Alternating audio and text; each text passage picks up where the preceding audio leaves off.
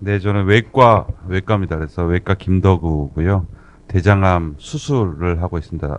저 처음에 인사드렸던 강성범 교수님과 우리 사회부는 오은건 교수와 함께 저희 대장암 진료팀에서 수술적 치료를 담당을 하고 있습니다. 그래서 오늘 말씀드릴 내용은 대장암의 수술적 치료입니다. 그래서 먼저 슬라이드는 대장암이 많이 발생되고 있다. 지금 계속 들으신 내용이라 넘어갔고요.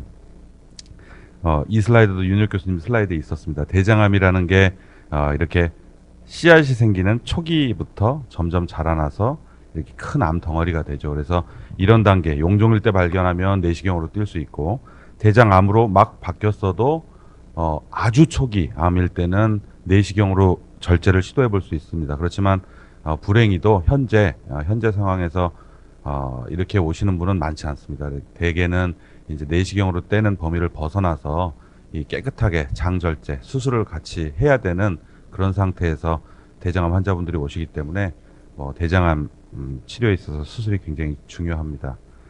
한번 보시면 이거는 그림으로 이렇게 보여드린 거지만 실제 이런 식으로 암이 바뀌어갑니다. 처음에는 이거보다 더 작은 용종이었겠죠. 그렇지만 이런 용종이 모양이 점점 이렇게 어그러지면서 점점 험악한 모양으로 바뀌어갑니다. 그래서 이런 둥그런 양상이었다가 가운데 궤양도 생기고 피도 나고 결국 장을 거의 다 차지해서 이렇게 되면 이제 장 자체도 좁아지니까 변비가 생기고 항문에 피도 많이 나고 상식적으로 다 이해 가능하신 그림이라 생각이 됩니다. 그래서 대개 아주 요런 단계를 다 벗어나면 이런 단계에선 증상이 없으니까요. 대개 요런 단계에 오시게 되고 그렇게 되면 저희가 수술적인 치료로 대장암 완치에 도전을 하는 그런 치료를 해야 됩니다.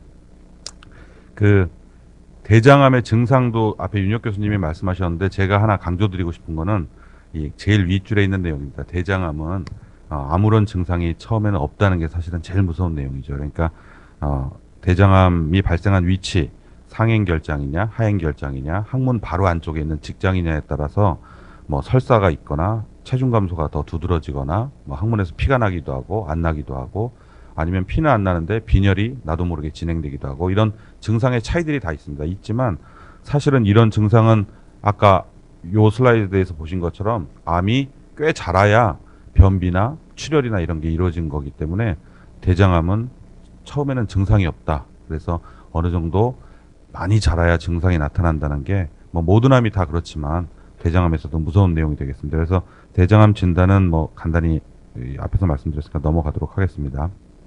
그래서 이런 다양한 방법으로 진단을 하고 이제 치료를 하게 되는데요.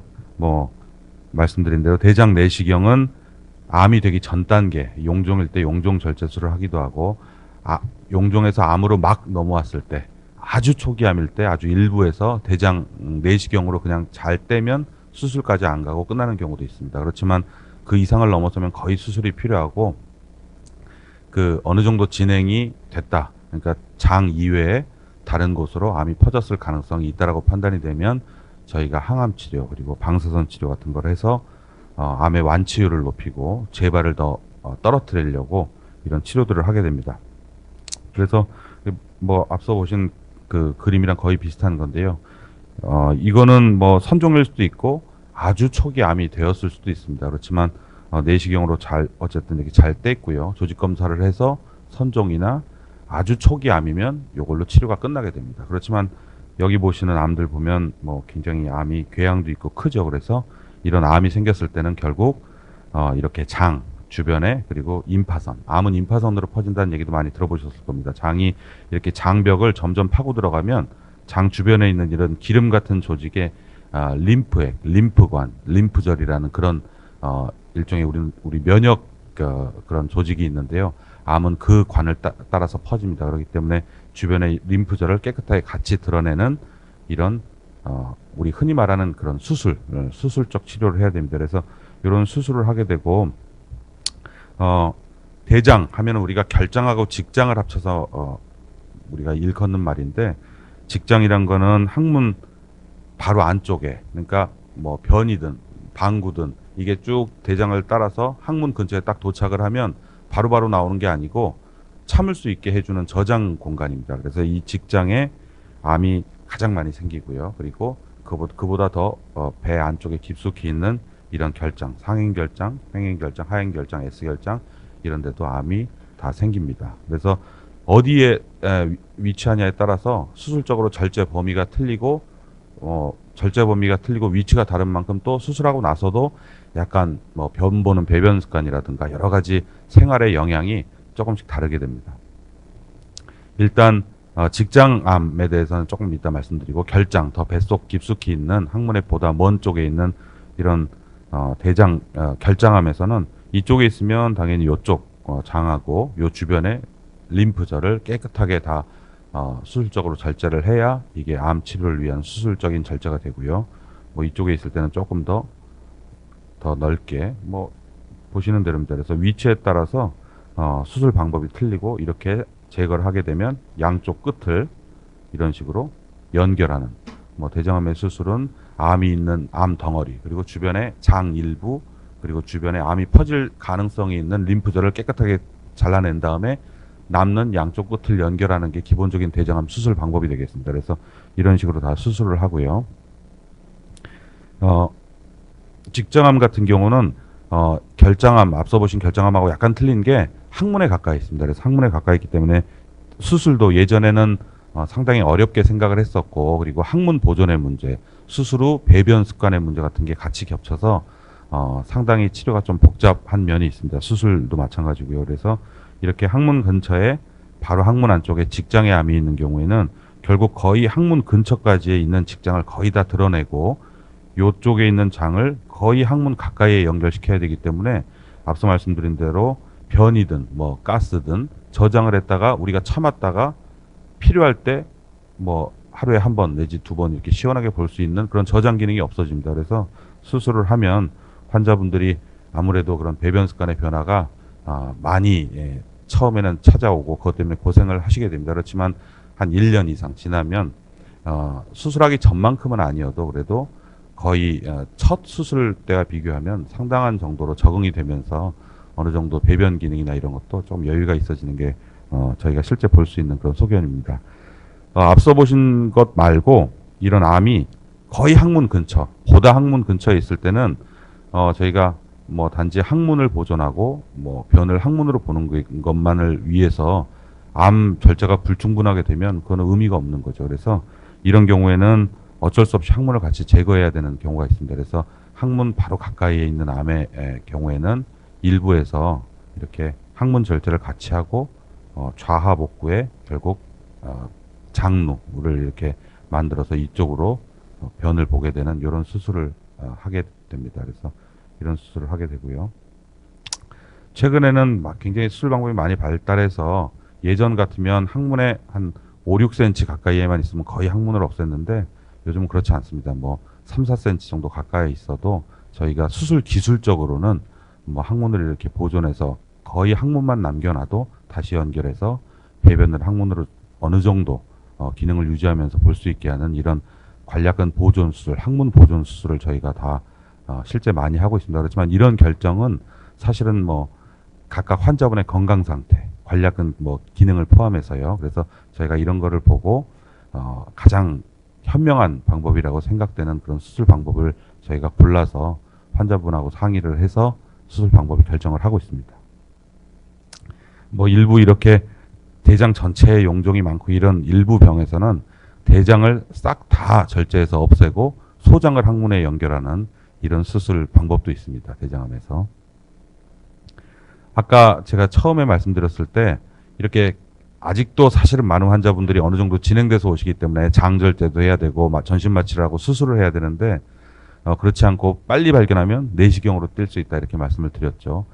그런 일환으로 사실은 내시경 절제는 아니더라도 장을 절제하는 게 아니고 일부만 이렇게 디스크처럼 그 홍만을 이렇게 오려내는 이런 국소 수술을 저희가 하기도 합니다. 이런 경우도 마찬가지로 좀 뭐 일찍 발견했을 때 저희가 해볼 수 있는 수술이고요. 저희 앞서 강성범 교수님께서 저희 분당 서울대병원 대장암 진료팀에 사실 수술적인 역량을 얘기하시면서 복강경 수술에서 상당한 경험과 노하우를 가지고 있다 이렇게 말씀하셨는데 저희도 그거에 대해서 상당히 환자분들한테 그런 수술을 저희 좋은 성적으로 해드릴 수 있어서 굉장히 자부심을 갖고 있는 부분입니다. 그래서 보시면 예전에는 이렇게 거의 가슴 아래부터 바로 치골 위까지 이렇게 크게 배를 가르고 수술을 했었어야 됩니다. 대장암 일부 환자에서는. 그렇지만 이렇게 복강경 수술을 하면 실제 거의 보이지 않은 정도로 이렇게 수술을 많이 하고 있고요. 요즘 또 새로운 테크닉이 외과 쪽에서도 하루가 다르게 나오고 있습니다. 그래서 뭐 이 복강경 수술만 해도 뭐 배에다가 작은 구멍을 한 4-5곳 정도를 이렇게 구멍을 내서 수술을 하는데 뭐 하나 내지 2개만 뚫고도 수술을 한다. 그리고 뭐 로봇으로 한다. 이렇게 많은 테크닉들이 나오고 있습니다. 그리고 실제 이런 것들이 여러 병원, 언론 매체 이런 데서 굉장히 이 수술을 잘하고 성적이 좋은 거에 동의어처럼 사용되는 경우가 많은데 사실은 그렇지는 않고 상당히 조심스러운 접근이 필요합니다. 그러니까 어떤 기술적인 기계, 뭐 기술 이런 게 나와서 할 수는 있지만 실제 그렇게 했을 때 기존에 저희가 하던 수술만큼 환자분들이 안전하게 암 치료를 받고 있는가 하는 문제는 또 다른 얘기거든요. 그래서 이런 거에 대해서는 저희는 상당히 보수적으로 조심스럽게 저희가 치료를 하고 있다는 게 또 반대로 저희가 실제 로봇도 다 있고 로봇 수술의 경험도 있지만 이 부분에 있어서는 상당히 아직까지는 좀 조심스럽게 저희가 접근을 하고 있다는 것도 아울러 말씀을 드립니다. 뭐 대장암 수술은 뭐 간단히 요 정도 말씀을 드렸고요. 사실은 저는 대장 수술을 하고 대장암 같은 경우에 간이나 폐로 전이나 재발이 많이 됩니다. 그래서 대장암에서는 간, 폐, 절제도 같이 많이 하는데 그 수술을 하신 교수님이 오늘 오질 못하셔서 제가 간단히 말씀드리면 대장암 환자들에서 간 전이가 돼서 그걸로 항암 치료하거나 수술을 받는 일이 상당히 많이 있습니다. 그래서 대장암 같은 경우는 간에 이렇게 많이가 전이 되지만 저희가 수술적인 치료로 전이가 됐음에도 불구하고 완치를 목적으로 하는 수술을 이렇게 해볼 수 있다라는 거를 뭐 아시면 좋을 것 같고요. 그래서 이렇게 뭐 CT는 굉장히 복잡한데 간의 깊은 곳에 이렇게 암이 있어도 저희 대장암 진료팀의 간 수술을 담당하시는 우리 조재영, 최영록 교수님이 팀에서 이렇게 깨끗하게 간 절제를 같이 우리가 하고 있다는 말씀을 드립니다. 그래서 그렇지만 그렇지 않은 경우는 항암 치료를 하기도 하고 방사선 치료를 하기도 하고요. 다음 강의에서 또 이 부분에 대해서 김진원 교수님 말씀을 해주실 거로 생각이 돼서요. 요거를 마지막 슬라이드를 한번 보여드리겠습니다. 그래서 작년 같은 경우에 저희가 한번 요 강의를 위해서라도 저희가 통계를 다시 한번 봤는데 총 한 700여 분께서 저희 병원에서 치료를 받으셨습니다. 보니까 한 179명, 한 4분 중에 1분 정도는 아주 일찍 발견돼서 내시경으로 절제를 하셨고요. 4분 중에 한 3분 정도는 그거는 좀 지난 상태에서 발견이 되셨기 때문에 수술을 했습니다. 이런 뭐 이렇게 해서 아직까지도 보면은 항암 치료가 필요한 3기나 4기가 수술했던 분 중에 절반 정도에서 하고 있다는 게 뭐 저희가 치료는 열심히 하고 있지만 조금 아쉬운 부분이기도 하고 결국은 이제 앞으로 3년, 4년 저희가 이렇게 계속 열심히 하고 이 많은 분들이 대장암 발생 이런 걸 이해하시면서 저희가 조기 암 상태에서 보다 많은 치료를 제공해 드릴 수 있지 않을까 이렇게 희망을 가져봅니다. 그래서